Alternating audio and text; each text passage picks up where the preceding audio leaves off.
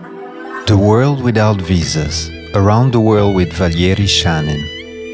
The travel across Sri Lanka became the next stage of the World Without Visas project, within which Valery Shanin travels only around the countries visa-free for Russians. Sri Lanka, the jungle and the ruins. Sri Lanka is the homeland of elephants, jewels and Ceylon tea, well known to the whole world. There are beaches, the jungle, ruins of the ancient cities, Buddhist and Hindu temples. Sri Lanka is accurately divided into certain regions, as though specially created for travelers with various interests. If you are interested in the best and most popular beaches, then you need to go straight from the airport to the coast of Negombo or Bentota, or to one of the beaches between them. If you wish for the sea and the sun and less people, then it is better to choose the beaches on the eastern coast. Fans of the history can straight away, without any delay, head to the central part of the island, where there is the congregation of ruins of the ancient cities of Anuradhapura and Polonnaruwa, the amazing rock of Sigiriya, and for those who enjoy tea, mountain walks and slow trips on trains with charming views, a direct road to the mountain part of Ceylon. We are starting our travel in Colombo.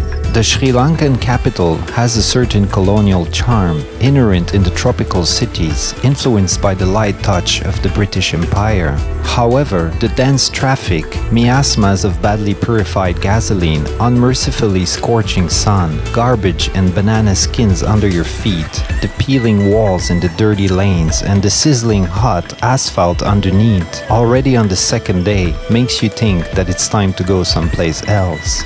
One day is the maximum term for visiting Colombo. There is no need to scamper about the megalopolis, stretched from one end to another for 30 kilometers along the ocean. All worthy of your attention is concentrated in its old center, in walking distance from the central bus station.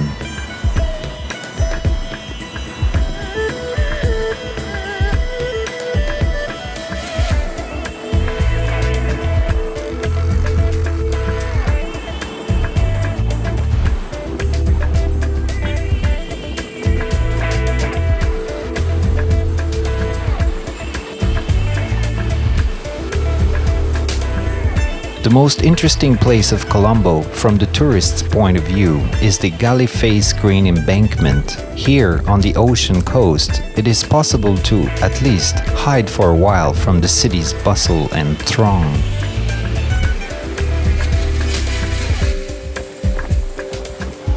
Even several hours will be enough to form a general impression of the city. With all due respect to the capital status of Colombo, it is by far not the most interesting place of this paradise island. The southern coast.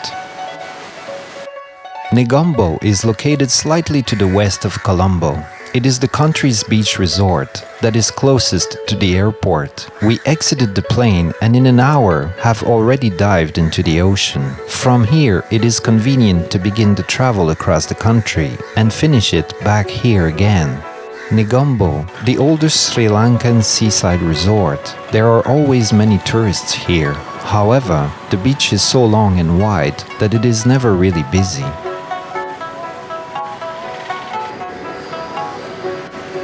The city retained the features left on its appearance by the colonialists, Portuguese, Dutch and British. There are still more of the Catholic and Anglican churches here than Hindu and Buddhist temples. Starting from the southern suburbs of Colombo, there is a continuous series of fishermen's villages and resorts. The residents of Colombo consider even the settlements of Kalutara and Beruvala to be resorts and enjoy spending their days off there. Nevertheless, it is worth driving a little away from the largest city of the country. Truly ecologically clean beaches begin only approximately 50 kilometers from Colombo. Bentota is one of the most romantic places of Sri Lanka. The wide sandy beach extends along the peninsula, jutting into the ocean, and nearby the river flows in. From the day's heat, it is possible to hide in the shadow of palm trees and mangrove thickets. This resort was originally intended for vacationing of middle-class people, newlyweds, and families with children. Therefore, both hotels and restaurants are higher than the average level here, both by quality and price. For those who look for cheaper options, there is nothing to do here. The Bentota village stretches along the Bentota Ganja River. Everyone who owns a boat here offers excursions. The boatman can be called as a taxi from the front desk of any hotel. The price is negotiable. It depends on the ratio of supply and demand. The bargain begins from 1,000 rupees for an hour, for the boat up to 6 people.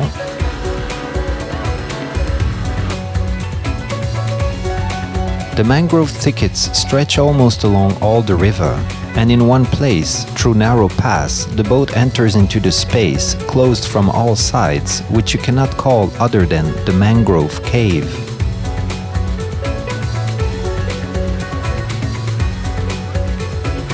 There are so many lizards lying sprawled on the coastal rocks that soon you cease to pay attention to them. Birds are visible only from far away or deep inside the thickets. If we are lucky with the season, then we may enjoy the beauty of the blossoming lotuses. The compulsory excursion program includes the visit to a coconut plantation. Here they make tableware, spoons, forks, and sponges out of the nutshell and copra. This one we put in the water. We eat inside. This is hard shell. That shell also we do some spoons and some cups, hair clips, different things. I show you something. We can make one day about 200-250 liters for one person per day. The prices are not lower than in souvenir stalls in the city. The money goes not to the dealers, but directly to the producers. This is very good for wine glasses, and this one be good for milk or a tea, coffee we can drink. It's no problem. We can drink any hot, never come in change. Hikaduva is one of the most popular seaside resorts of Sri Lanka. In the 1970s, it was a real hippie mecca. These romantic times, unfortunately, have already passed, but even until now, the resort has retained its charm. There are hotels and hostels for all tastes and budgets, from the luxurious 5-star hotels for the choosiest fans of beach vacations to small cozy guest houses for backpackers. Gali is the fourth by size and the most interesting city of Sri Lanka from the historical point of view. Unlike the ancient capitals of the country, it doesn't lie in ruins and continues to live. Gali is a biblical taxis. It was from here that the Judaic Tsar Solomon was receiving the jewels, spices, and peacocks. In the 14th century, the famous Arab traveler Ibn Bentota described Gali as a large shopping center, lying on the sea trade path from Arabia and India to Southeastern Asia. In the 16th century, Portuguese built the Santa Cruz port in Gali. Later, it was expanded by adding new bastions and strengthening the walls. But the Dutch, who came to replace them, practically destroyed everything or reconstructed completely. Today, the traces of Portuguese presence can be found only by archaeologists, and the Dutch influence is visible with the naked eye.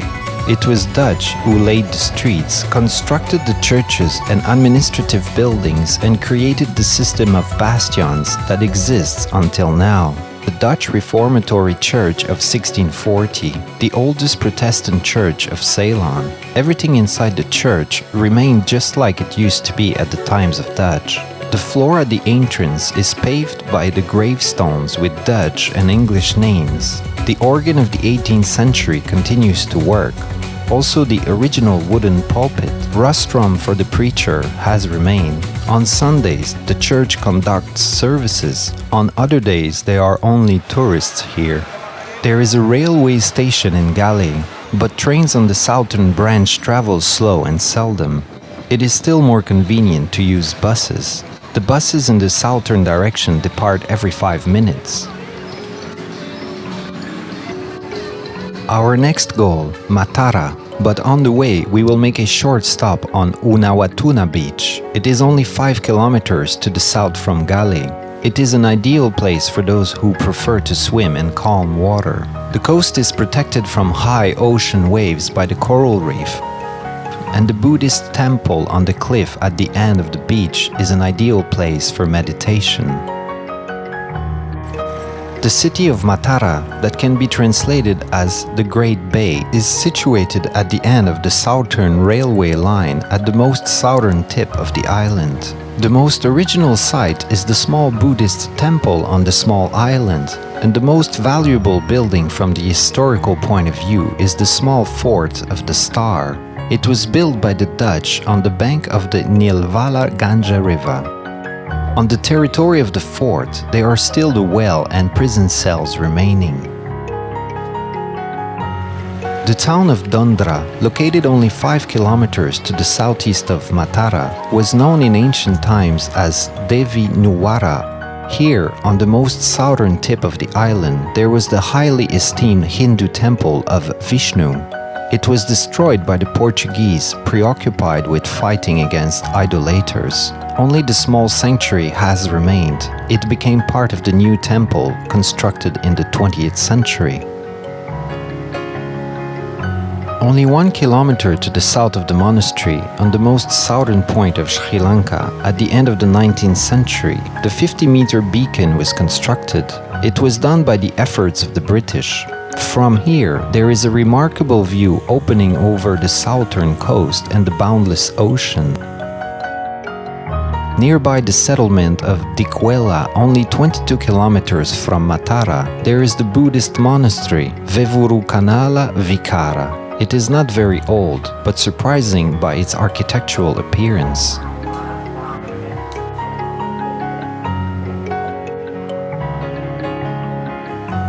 The main temple, decorated on the outside as a huge fancy casket, is choke-filled with Buddha's statues, his disciples, demons, Hindu deities, and simple folks. The 50-meter statue of the sitting Buddha was constructed half a century ago, and until now it is the largest statue of Sri Lanka. The 8-story building was attached to the backside of the Buddha. The staircase inside leads from one floor to another through a series of absolutely empty rooms. All internal walls are painted with the episodes from the numerous lives of Buddha. The resort of Tangala is located on one of the most picturesque sides of the southern coast that is not well developed by the tourist industry yet. It is an ideal place for those who prefer quiet beach vacations, far from the crowds of tourists.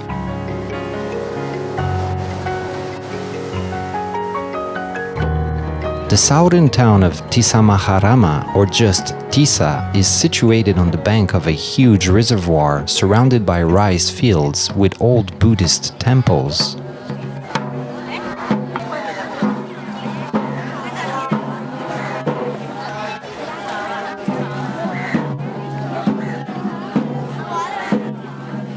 The town that was known in the ancient times as Mahagama was founded in the 3rd century BC. The huge stupa of Sadagiri was constructed in the 2nd century when Tisa was the capital of the Rukuna kingdom.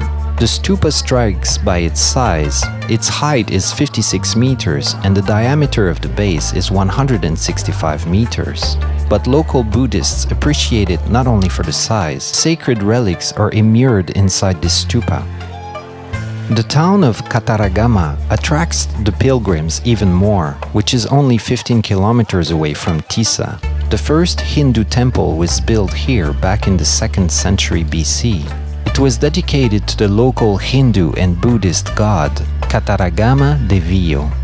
Gradually, on the northern bank of the Menik Ganga River, a huge temple complex has arisen. Hindu temples stand side by side with the Buddhist ones. There is also a mosque. Buddhists and Christians, Muslims and Hindus come to bow to Kataragama from all over the island. Dozens of thousands of tourists from around the world join them here annually.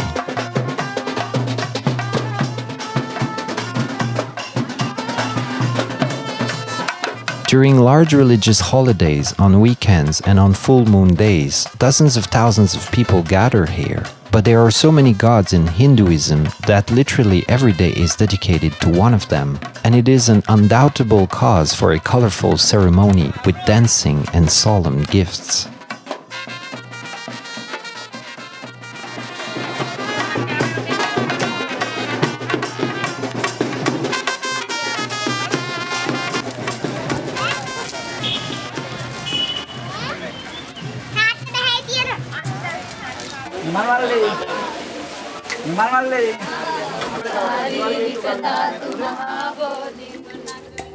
One more popular site amongst pilgrims, but so far poorly known among tourists, is the holy site, located 5 kilometers to the south from the town of Vuelavaya.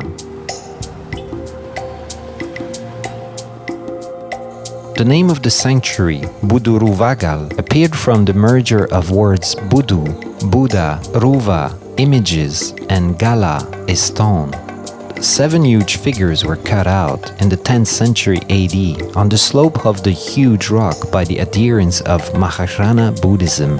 The robe of the huge standing Buddha was once painted in orange color, but there are only insignificant traces left from the paint. To the right of Buddha, there is Bodhisattva Avalokiteshvara, cut out in the rock, who is accompanied by Sudanakumara and Tara, and to the left, Bodhisattva Vajrapani. The ancient cities. To the north from the mountainous region, in the droughty part of the country, there is the region of Radzarat, or the Earth of the Tsars. Powerful imperial dynasties govern here for 1,500 years. On the way from the southern coast to the ancient cities, it is not possible to miss the city of Kurunegala. It is the capital of the Northwest Province and a large transport center. During nearly half a century, at the turn of the 8th and 9th centuries, Kurunegala was the capital of the Sinhalese kingdom.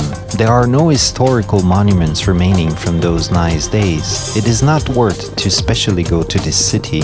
If there is need to make an interchange here, then it is good to spare an hour to climb the steps cut out in the rock to the huge statue of Buddha, established on the top of the Etagala rock.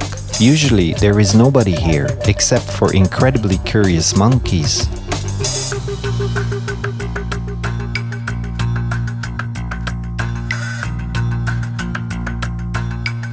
Anuradhapura is the biggest of the ancient cities of Sri Lanka. For nearly thousands of years, it was the capital of Sinhalese Tsars. The city was founded in the 5th century BC by the Indian prince Anuradha. The first historical record goes back to 380 BC, when Anuradhapura became the new capital of the Sinhalese kingdom. For the following 1,000 years, the city endured takeoffs and fallings. It was often attacked by both neighbors and aggressors from the southern India, but the city still continued to live and develop. After the capital was transferred to Polonnaruwa in 993, the city quickly lost its importance. The buildings have been turning into ruins, grown over with dense jungle. Fairly recently, the restoration of former grandeur has begun.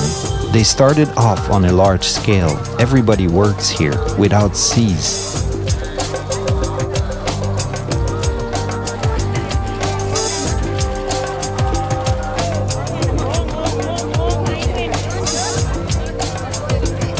The restoration of stupas is not only a historical need, but also a charitable action. It is one of the best ways to improve your own karma and thereby to ensure the best reincarnation. It is worth trying for the sake of this. Even the physical work, for the sake of such great purpose, is not a burdensome need, but a celebration. Some stupas have almost been completely restored.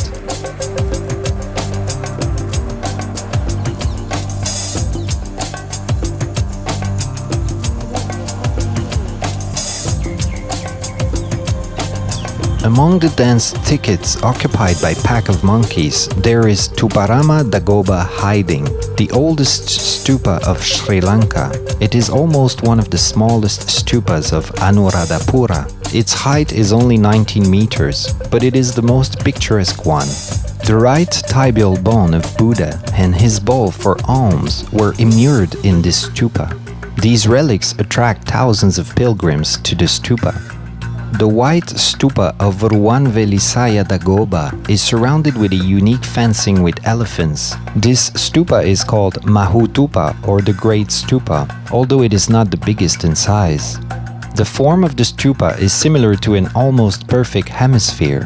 The bottom is decorated with Buddha's bas-reliefs cut in the stone, the Sinhalese kings and mystical animals. Altars are placed everywhere.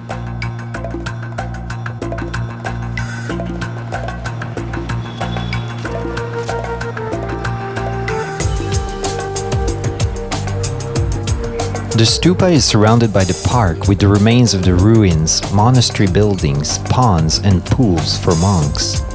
The large stupa of Abhayagiri Dagoba was constructed in the 1st century BC. Its name can be translated as Fearless Giri. It serves as a reminder of the Jain monk hermit who once lived in this very place. The stupa was reconstructed several times. In the 12th century, it was about 115 meters high, and now it is not higher than 75 meters. Buddhism began its triumphal procession along Sri Lanka in Mihintale. In 247, the Tsar Devanampiya Tissa, during his deer hunting, accidentally met the preacher monk Mahinda. The conversation struck up among them. The words of the monk made such an indelible impression on the Tsar that he decided right there to become a Buddhist. There are 1,840 granite steps leading to the mountain. At first, the staircase is wide and flat, but the higher we rise, the more abrupt and narrow it gets. To facilitate the climb, it is possible to apply the method of Buddhist monks, to climb not straight up but along the tacks, to the left diagonally, then to the right. On the first platform, to the right from the main staircase, there are steps leading to the ruins of the brick stupa of Kantakachetiya. This time it is a 12-meter stupa, but in ancient times its height was over 30 meters. One of the oldest construction of Mihintale was built in the 2nd century BC and is well known for its altars with unique carved phrases. In ancient times, some valuable relics were kept in the stupa, but they have been plundered by hunters for treasures well before archaeologists began to restore the stupa.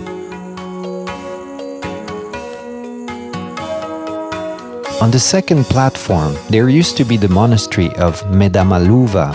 All that remain are the monastic refectory with a stone through, the hall for monastic meetings with columns, and in the cubby behind the hill, the small pool with the 2-meter lion standing on its hinder legs, water used to pour out of its jaws. The following flight of stairs, past the inscription cut out in the rock, leads to that very place where the meeting of the Tsar and Mahinda occurred. This place is so sacred that it is possible to approach it only barefoot and with uncovered head.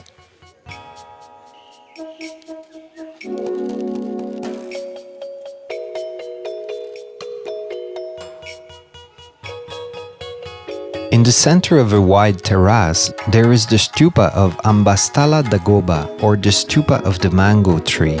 The stupa was surrounded by 2 circular galleries covered by wooden roofs, with only the stone columns remaining of them. The jewelry found during the restoration is kept in the neighboring temple. From the top of the rock, the dazzling white statue of Buddha becomes visible. It is obviously a new make. Climbing up to the statue is only worth for the sake of the top view over Ambastales Dagoba stupa. The biggest stupa in Mihintale, Mahaseya Dagoba.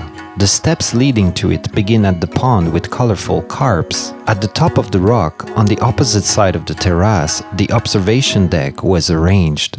The rock Sigiriya, or the Lion's Mountain, has a height of only 377 meters above the sea level. But it draws attention by the fact that it sticks out in the middle of the plain, overgrown with the dense jungle.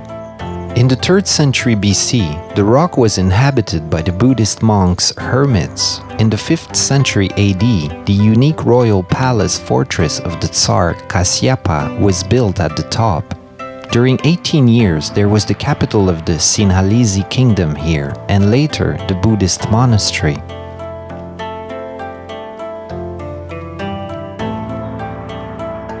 At the footstep of Sigiriya, on the place of the threefold ring of ancient defense moats, the water gardens, the most ancient in Asia, were created. Here they have constructed swimming pools, artificial islands and pavilions. A bit further towards the rock, the terrace park was created. The steps are leading us up, past the huge cobblestones that once served as foundation for the buildings and monastic cells that were cut out in the rock towards the western entrance to the palace. Approximately halfway to the top, there is the steel spiral ladder going to the side, screwed by bolts onto the extensions fixed to the rock. It goes to the long covered gallery with frescoes of the 5th century. The uniqueness of these frescoes is not only in their antiquity, but also in their plots. They have not religious, but exclusively secular content. There are women depicted on the frescoes, all as if selected classical beauties. The narrow path brings us to the wide stone platform, 2 huge lions' paws, all that remain from the stone lion that was standing here in the 5th century, the symbol of Singal imperial dynasty. All rising to the top to the imperial palace had to pass through the open jaws of the lion. Today there is the upward iron ladder with separate strips for climbing and going down. The top of the rock was fully covered with buildings, but only the foundations and the pool have remained until now. However, it is worth going up, at least in order to slowly examine the vicinities after having comfortably nestled.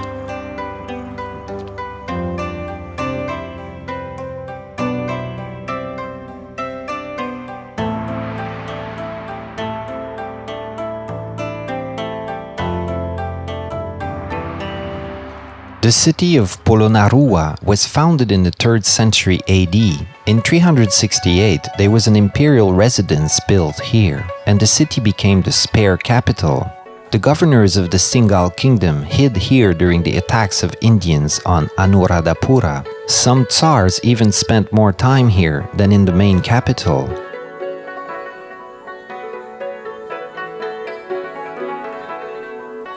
In the 10th century, Ceylon was attacked by the army of the southern Indian dynasty of Chola. Anuradhapura was captured and burned down, and Polonnaruwa became, instead of a spare, the only capital of the country. The city was surrounded with a high, strong wall and a wide moat. There were huge buildings and temples here, fine parks, artificial lakes, and a sophisticated irrigational system. In the ancient chronicles, Polonnaruwa was called the City of Four Gates, although actually there were 14. In the 13th century, Polonnaruwa was abandoned. Restoration works began in the middle of the 20th century and still slowly continues. The imperial palace was on the territory of the citadel, which was surrounded with a wall. It was 7 floors high. 3 of them were made of stone, with the 4 top ones made of wood. There were about 1,000 rooms in the palace. The group of ruins lying a little to the north of the palace, surrounded with the wall, is known as Dalada Maluva. Exactly here, the best-known relic of Sri Lanka, Buddha's tooth, was kept in the sacral center of the city, near the palace. In the southeastern part of the courtyard, there is Vatadage, or the round house for keeping of the relics. On the round terrace, there is a brick wall decorated with images of a lotus and sacred geese, lions, and macaques that surrounds the brick stupa with 4 figurines of the sitting Buddha. The temple of Tuporam is the only temple in Polonnaruwa with preserved roof. The Hatadage temple was put together in the 12th century from big stone plates that were carefully adjusted to each other. Thanks to this technique, it preserved better than many others. Lata Mandapaya is a small stupa with columns in the form of lotus stalks with buds on the top, surrounded by a fence. The Satmahal Prasada Tower is an interesting building in the form of a 7-level square pyramid decorated with relief figures of limestone. Rankot Vihara is the 4th biggest stupa of Sri Lanka. Its height is 55 meters and the circle around its base is 168 meters. This brick construction began to be built in the 12th century by the order of Rupaviti, one of the wives of the Tsar Parakramabahu I. There was a hospital near the stupa. It is there during the archaeological excavations that ancient surgical tools have been found. The stupa of Kirivihara, established on the high terrace, or else called as the Milky White Stupa, surprises by its original form. Its dome does not look like a correct hemisphere, but more like a huge soap bubble.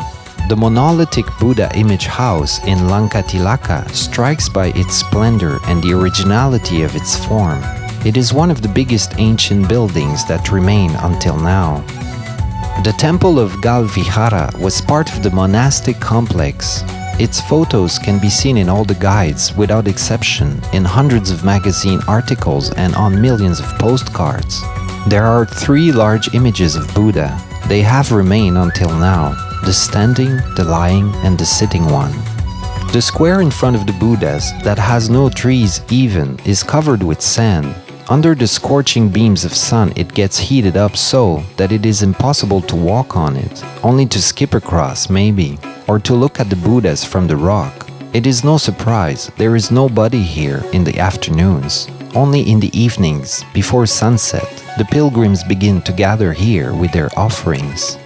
The lotus pond, with a diameter of about 8 meters, is absolutely empty, and it seems like it has been for a long time now. Polonnaruwa, one of the main tourist centers of Sri Lanka. It is not a surprise then that today there are more souvenir shops here than ruins. And this deck.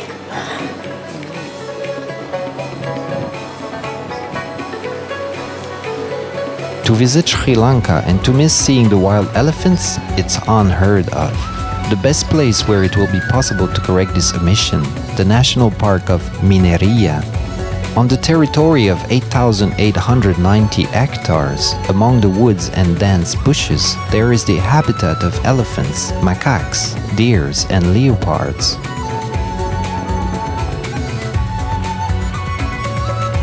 It is very easy to spot elephants here. The terrain is open, and the elephants are large animals. It can be not just a single wandering elephant, but they can be seen in herds too. There are many birds on the lake. In the small forest, 50 meters from the shore of the reservoir, they have constructed a high concrete observation tower. For those who have powerful optics to examine birds from a distance, it is also possible to come close to the waterfront, but birds don't let us get absolutely close to them.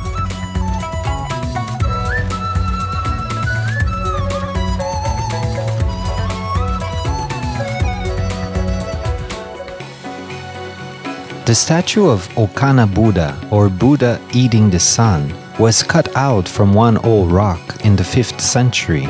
It stood on the territory of the monastery that once existed here. The type of the face of this Buddha is very unusual for Sri Lanka. The position of his hands is also peculiar.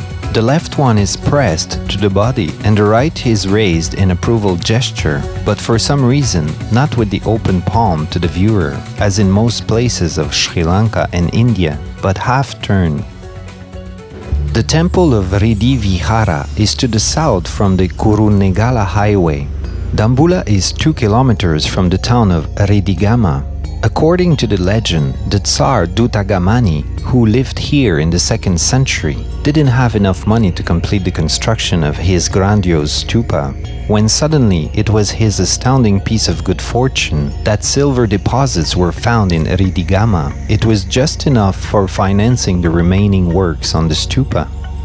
In the cave where the silver was found, they made a cave temple. It is called Riddhi Vihara, or the Silver Temple.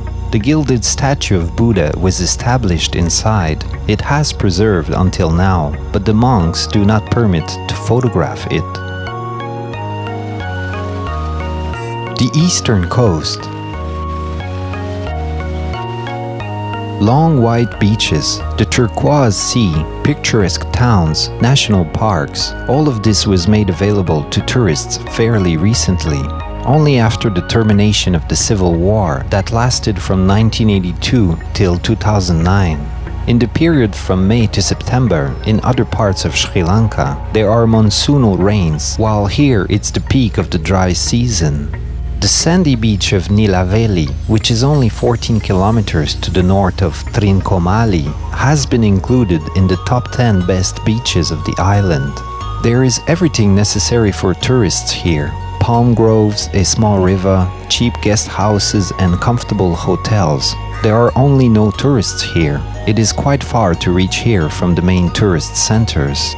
There is one more beach nearby. It is even more quiet and deserted. The sandy beach of Upuveli is the choice of those who prefer economical and peaceful vacations. The sound of waves, the wind rustling in the palm leaves, and clear traces of the recently ended civil war.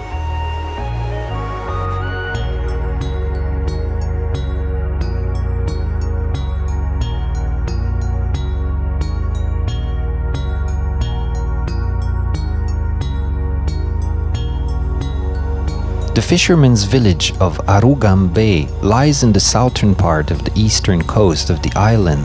It was discovered by surfers back in the middle of the past century, but during the Civil War it was impossible to get here. The aura of inaccessibility was adding to this place some special value. When the war ended and Arugam Bay became available, many were disappointed, and now there are much less tourists here than the number of hotels built for them. The locals are forced to be engaged in the traditional trade.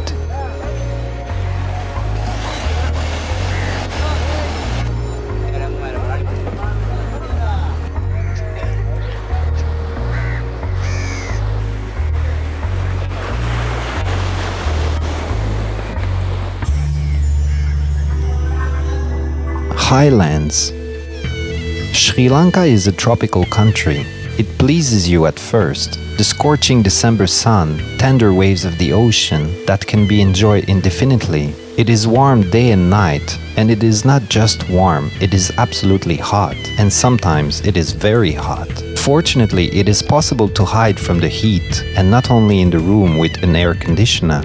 In the center of the island, there is a mountain region where reigns the eternal spring.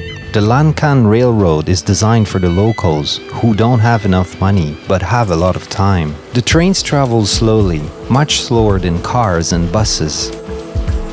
On many sites, there are signs of speed restriction of 10 to 15 kilometers an hour. For the majority of destinations, there are only 2 or 3 trains passing per day, and they are often late. It is best not to consider trains as possible means of transport. For tourists, it is rather an attraction, a fine opportunity to enjoy the landscapes opening from the windows.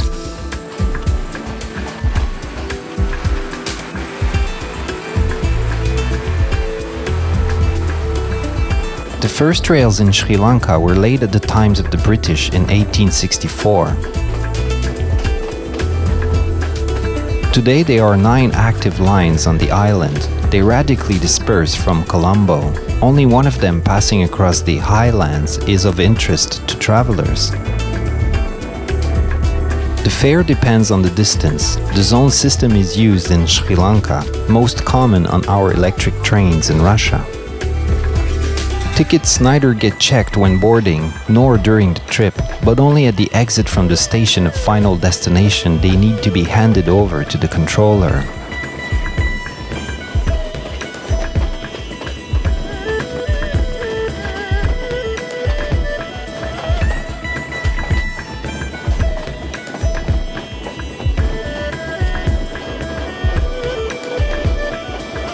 Haputale, the town, mainly with Tamil and Muslim population, stretches along the ridge at the height of about 1,580 meters. Here are the preserved mansions and churches constructed by the British. But the most important, for the sake of what tourists come here, are tea plantations. They surround the town from all sides.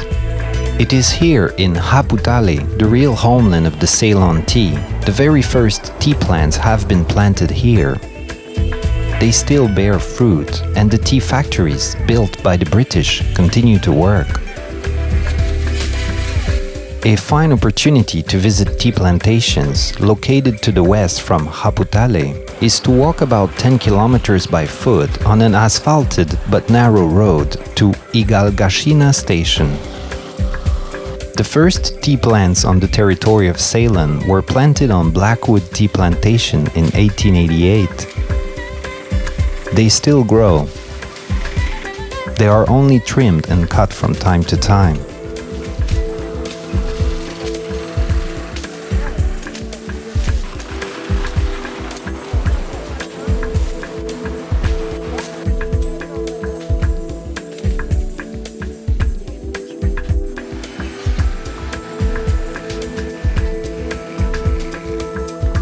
The tea factory Glenanor was constructed in 1892, but it is still in working condition.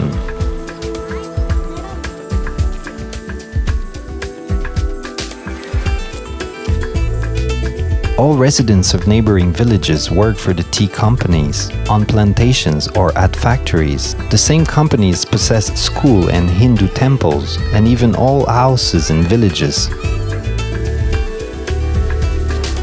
Tea growers receive a stable salary, benefits, free medical treatment and education of their children at schools. Complete socialism.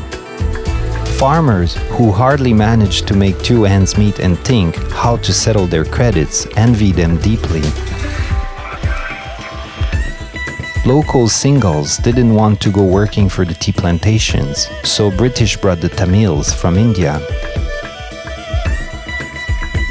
The conflict between the Aboriginal Singhals and the arrived Tamils developed into a bloody war in the 80s of the last century, with over 25,000 deaths in it.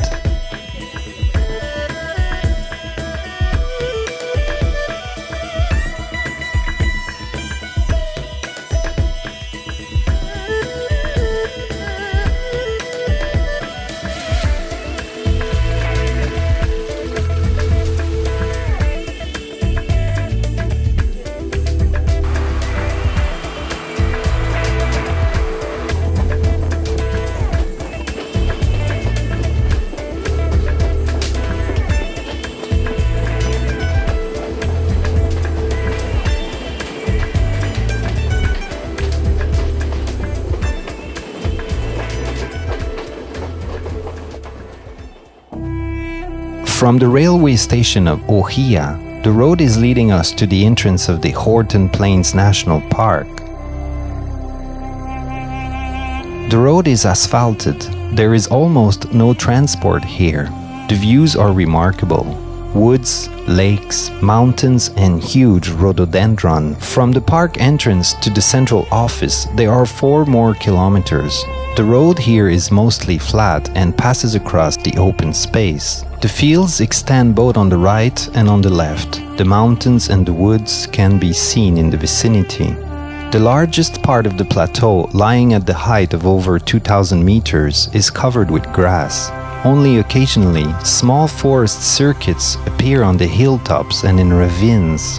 From the central office of the park, there is the beginning of the track to the end of the world. The route is circular. It can be walked both clockwise and in the opposite direction. The wide, well-maintained track goes through the dense thickets. It is practically impossible to turn to the right or to the left. The national symbol of Sri Lanka. It is found only here, the endemic chicken.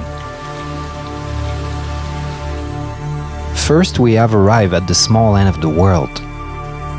From there, the 3 crowns are visible far below, and only if you are lucky and there won't be clouds. No need to stay here long.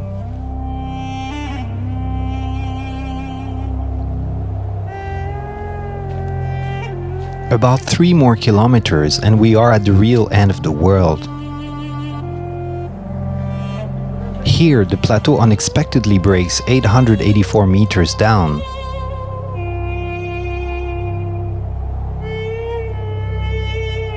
The view over the southern part of the island is opening. On clear days, it is even possible to see the coast.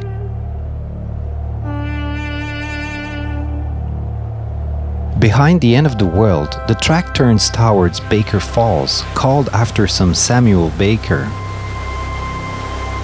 To see this small but very picturesque waterfall, it is necessary to go down a steep slope and then to clamber up back on a track. The way back to the entrance begins from the falls. No less than 3 hours are required for this route, even while staying not too long in each place. Among the 24 animal species living on the territory of the park, there are leopards, elks, several species of deer, wild boars, hares, squirrels, and porcupines, but deer is the most frequent animal to see. There is no need to chase them in dense bushes. They come themselves to communicate with people. The mountain resort Nuwara Elia is the tea capital of the country. Only 3.5 kilometers from the city, there is the Pedro Plantation, founded in 1885. There are approximately 1,000 people working there nowadays. They live near the factory in the settlement of tea growers. The factory hosts 30-minute tours. They show all production rooms, share details of tea production process.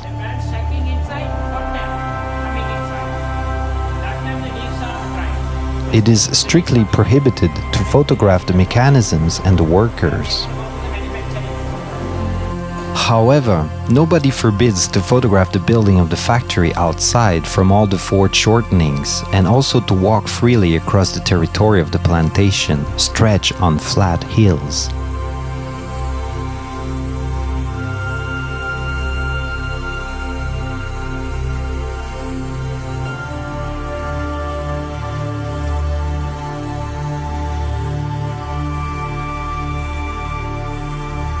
On the opposite side from Nuwara Elia, there are also several tea plantations, where they not only let people in, but also actively invite tourists. The tea plantation and factory Macwoods is 20 kilometers to the north of Nuwara Elia, towards Kandy. In the cafe at the little souvenir shop, it is possible to drink freshly made and perfectly brewed tea with cakes, and with the view overlooking the gorge, with all of its slopes covered by the tea plants. Macwoods, the most mountainous tea plantations of Sri Lanka, and one of the most picturesque.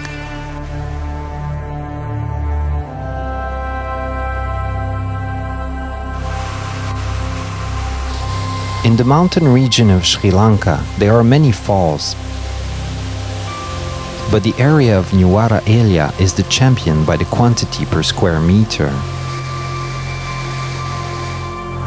Ramboda waterfalls are 24 kilometers from Nuwara Elia, near the road to Kandy. From the rocky plateau lying at the altitude of 945 meters above the sea level, the Pana Oya River flows down. It creates a picturesque waterfall, 109 meters high. Ramboda is only the 11th highest waterfall on the island, but it is one of the most picturesque. The botanical garden of Peradeniya is among the 10 most popular tourist sites of Sri Lanka. In the park that used to belong to the Tsar Kandy, the largest botanical garden of Ceylon Island was established in 1821. It occupies about 60 hectares of land and is surrounded by the bend of the Mahaveli Ganga River on 3 of its sides. The central avenue begins from the main entrance. The side paths disperse to the left and to the right of it. 45,000 species of plants from tropical and equatorial belts are collected in the park. There is an artificial lake and a huge lawn in the center of the park.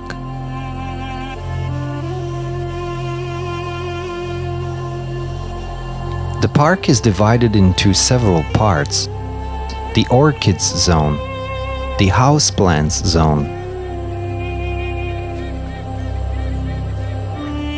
the palm grove, the pine tree avenue, the Japanese garden, the spice garden, and others. It is better to come here in the heat of the day. It is easy to hide under the shady trees from the scorching sunbeams. The capital of mountainous Sri Lanka lies at the height of 465 meters above the sea level, in the center of the island among the hills covered with dense vegetation. The name of the city is derived from the Sinhalese Kandierat, the mountain, but locals often call it Mahanyuwara, the great city, or just Nyuwara city. There are always a lot of praying and tourists in the temple of Dalada Maligava. The most valuable relic of the country, the Buddha's tooth, is kept here. In 1998, the fighters from the Tamil organization called the Tigers of Liberation blew up the mine truck parked at the entrance to the temple. The octagonal tower, Pitiripuva, has suffered the most from the explosion, but it has been already fully restored. In the center of the drummer's yard, surrounded with buildings from all sides, there is the richly decorated 2-story temple. We are climbing the wooden ladder to the second floor and see a long queue of people interested to lay lotus flowers, but at the entrance to the Buddha's tooth. It is not permitted to go inside the room where the relic is stored. It is only possible to glance inside for a moment through an open door. Among the ancient buildings surrounding the Temple of Tooth, the old King Palace is standing out. It served as the King Chambers, and currently it is the National Museum. In Kandy, our travel across Sri Lanka comes to an end, and the World Without Visas project continues. There are new travels ahead, around the countries, visa-free for Russians.